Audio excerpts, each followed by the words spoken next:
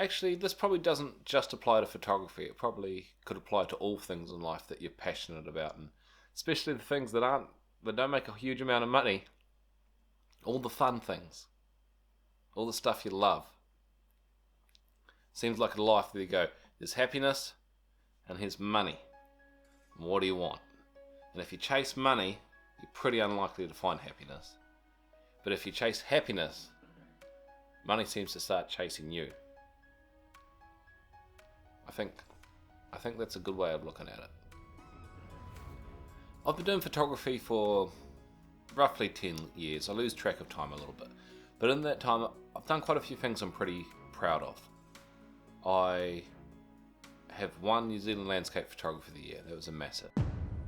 I picked up sponsorship from Fujifilm. Really, really proud of that. I've been flying all around the country, all around the globe for very different photographic work.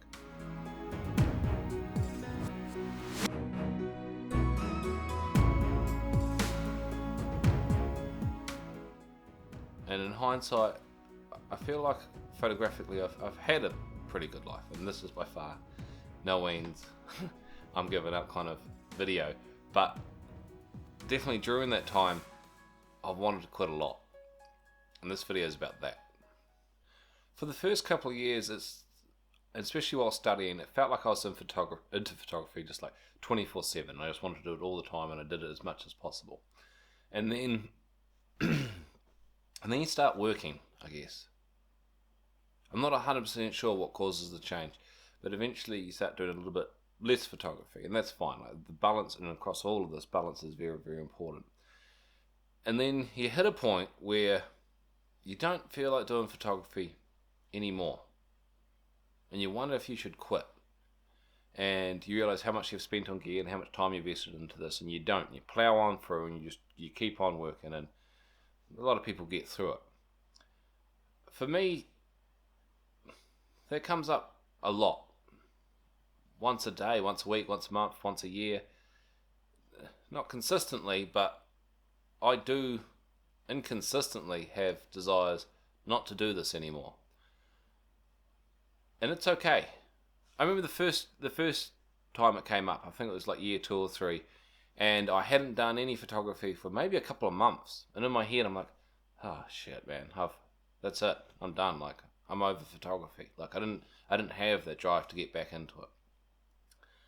And eventually I found it again, and I was like, oh good, because I really didn't want to give that up, but that passion for me had disappeared for a while. And then I remember a year later, probably around a similar time, it happened again.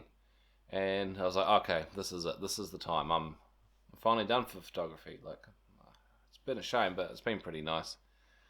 And then a few months later, I started to miss it, and I got back into it again. And I'm talking months here. Like, these were some decent-sized breaks, and those break times get smaller and smaller, but more and more frequent for me now. So maybe because I'm working so much harder in photography, at least once a week, I get to a point where I'm just like, I've had enough. And do you know what I've learned from all that photography? The more you do it, the harder you work at it, the more you need to not do it. Balance is key. Having those breaks.